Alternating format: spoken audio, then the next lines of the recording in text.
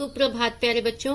पिछली वीडियो में हमने भाषाभ्यास पाठ्य पुस्तक के पाठ 9 गीत का कमाल से संबंधित पहले 5 प्रश्नों को समझा था। तो आज हम करेंगे इस पाठ से संबंधित प्रश्न 6 से लेकर 9 तक। मोटे काले शब्द के उल्टे अर्थ वाले शब्द से वाक्य पूरे कीजिए। बच्चों, हमें यहाँ कुछ वाक्य दिए गए हैं जिनके रिक्त स्थानों को हमने इन मोटे काले शब्दों के उल्टे अर्थ लिखकर पूरा करना है और ये उल्टे अर्थ हमने इन दिए गए विकल्पों में से ही ढूंढने हैं। बच्चों, उल्टे अर्थ वाले शब्द जिन्हें विलोम शब्द या विपरीत शब्द भी कहा जाता है और उल्टे अर्थ वाले शब्दों से हमें किसी शब्द के उल्टे अर्थ की जानकारी प्राप्त होती है। जैसे कि दिन का उल्टा क्या होता है? रात। मोटा का उल्टा पतला। ऊपर नीचे। अंदर का उल्टा बाहर। इस प्रकार से उल्टे अर्थ वाले शब्द हमें उल्टे अर्थों का बोध करवाते हैं। सबसे पहला है, मुझे आधी रोटी नहीं डैश रोटी चाहिए। आधी का उल्टा क्या होता है? पूरी। मुझे आधी रोटी नहीं पूरी रोटी चाहिए। नेहा रात डैश पढ़ती रहती है। रात का उल्टा क्या होता है? दिन। नेहा रात दिन पढ़ती रहती है। बारिश होने पर सभी बच्चे खुश थे, केवल साहिल डैश था। खुश का उल्टा क्या होता है? उदास। बारिश होने पर सभी बच्चे खुश थे, केवल साहिल उदास था। यह घड़ा उठाना मुश्किल नहीं डैश है। मुश्किल का उल्टा क्या होता है? आसान। यह घड़ा उठाना मुश्किल नहीं आसान है। अगला प्रश्न है, नीचे दिए गए वाक्यों में सही निशान विराम चिन्ह लगाइए। बच्चों, विराम चिन्ह में विराम शब्द का अर्थ होता है रुकना और चिन्ह शब्द का अर्थ होता है निशान। अर्थात जो रुकने के लिए निशान लगाए जाते हैं उन्हें ही क्या कहा जाता है? विराम चिन्ह। बच्चों, आप सोचिए कि अगर हम किसी पाठ को लगातार पढ़ेंगे तो क्या होगा?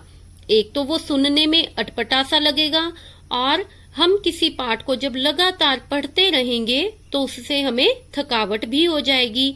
तो उसके लिए क्या किया जाता है? विराम चिन्हों का प्रयोग किया जाता है। विराम चिन्ह कई प्रकार के होते हैं, अल्प विराम, अर्ध विराम, पूर्ण विराम, प्रश्नवाचक चिन्ह। ठीक है, यहाँ पे हमें सिर्फ 2 विराम चिन्ह दिए गए हैं, तो हम इनके बारे में जानकारी प्राप्त करेंगे। जो बच्चों पूर्ण विराम होता है, पूर्ण विराम अर्थात पूरा रुकना। अर्थात जब एक वाक्य पूरा हो जाता है तो उसके अंत में क्या लगाया जाता है? पूर्ण विराम लगाया जाता है। आपने ये याद रखना है कि प्रश्नवाचक वाक्यों को छोड़कर, प्रश्नवाचक वाक्य कौन से हुए? जैसे कि तुम कहाँ जा रहे हो, तुम कहाँ रहते हो, आपका क्या नाम है। ठीक है, तो ये सारे क्या हैं? प्रश्नवाचक वाक्य। जहां पे भी प्रश्नवाचक वाक्य हो उनके अंत में क्या लगाया जाता है? प्रश्नवाचक चिन्ह लगाया जाता है। प्रश्नवाचक वाक्यों को छोड़कर बाकी सभी वाक्यों के अंत में क्या लगाया जाता है? पूर्ण विराम लगाया जाता है। ठीक है, आपने याद रखना है कि प्रश्नवाचक वाक्यों को छोड़कर बाकी सभी वाक्यों के अंत में पूर्ण विराम चिन्ह का प्रयोग किया जाता है। ठीक है, तो आइए अब देखते हैं। सबसे पहला है, आधी रात हो गई। ये प्रश्नवाचक वाक्य तो नहीं है ना, ये एक साधारण वाक्य है कि आधी रात हो गई। तो इसके अंत में क्या लगेगा? पूर्ण विराम लगेगा। क्या यहाँ गीत बिकता है? यहाँ बच्चों क्या पता लग रहा है कि प्रश्न किया जा रहा है कि क्या यहाँ गीत बिकता है, तो इसके अंत में क्या लगेगा? प्रश्नवाचक चिन्ह। सोनू को लड्डू, गुलाब जामुन और जलेबी पसंद हैं। बच्चों, यहाँ आप ये जो चिन्ह देख रहे हैं इसे क्या कहा जाता है? अल्प विराम कहा जाता है। जहां हम ऐसे तो नहीं पढ़ेंगे कि सोनू को लड्डू गुलाब जामुन। हम थोड़ा रुकेंगे। सोनू को लड्डू, गुलाब जामुन और जलेबी पसंद हैं। तो यहाँ पे अल्प शब्द का अर्थ होता है थोड़ा, जहां हमने थोड़े समय के लिए रुकना होता है वहां पे अल्प विराम चिन्ह का प्रयोग किया जाता है। सोनू को लड्डू, गुलाब जामुन और जलेबी पसंद हैं। ये क्या है? एक साधारण वाक्य, प्रश्नवाचक तो नहीं है, तो इसके अंत में क्या लगेगा? पूर्ण विराम लगेगा। अगला है तुम्हारा घर कहाँ है। अब यहाँ क्या किया जा रहा है? प्रश्न किया जा रहा है, तो इसके अंत में क्या लगेगा? प्रश्नवाचक चिन्ह लगेगा। आइए अब करते हैं प्रश्न 8। नीचे दिए गए जवाब आपको जिन प्रश्नों से मिलेंगे उन्हें लिखिए। बच्चों, अब तक हम क्या करते आ रहे हैं कि हमें प्रश्न दिए गए होते हैं, हमने उत्तर लिखना होता है, पर इस प्रश्न में क्या है? उल्टा है। हमें उत्तर दिए गए हैं, हमने उनसे संबंधित प्रश्नों को लिखना है। ठीक है। सबसे पहला प्रश्न है पिताजी बाजार गए। अब पिताजी बाजार गए, ये क्या है? उत्तर। अब इसका प्रश्न क्या बनेगा कि पिताजी कहाँ गए। और अभी आपको मैंने क्या बताया कि जो प्रश्नवाचक वाक्य होते हैं उनके अंत में क्या लगता है? प्रश्नवाचक चिन्ह।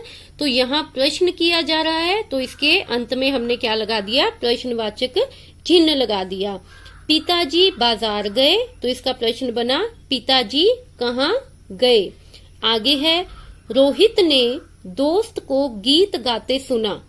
इसका प्रश्न क्या बनेगा? रोहित ने किसको गीत गाते सुना। किसको गीत गाते सुना? दोस्त को। तो इसका प्रश्न बना रोहित ने किसको गीत गाते सुना। इसके भी अंत में क्या लगेगा? प्रश्नवाचक चिन्ह लगेगा। आगे है रोहित झगड़ालू लड़का था। रोहित कैसा लड़का था। कैसा लड़का था वो? झगड़ालू लड़का था। तो इसका प्रश्न बना रोहित कैसा लड़का था।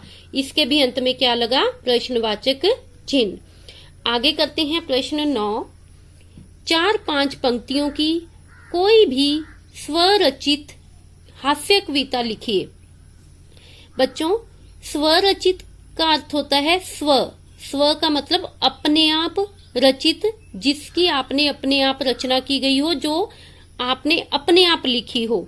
ऐसी कोई आपने हास्य कविता से संबंधित 4-5 पंक्तियां यहाँ लिखनी है। ठीक है। मैंने यहाँ पे एक कविता से संबंधित 4-5 लाइनें लिखी हैं, आप इन्हें भी लिख सकते हैं। या अगर आपने कोई खुद कविता लिखी है, परंतु वो हास्य कविता होनी चाहिए। हास्य कविता जिसको सुनकर हंसी आती है। ठीक है। तो आपने उस कविता से संबंधित यहाँ पे 4-5 पंक्तियां लिख देनी है। तो आइए इन पंक्तियों को पढ़ लेते हैं।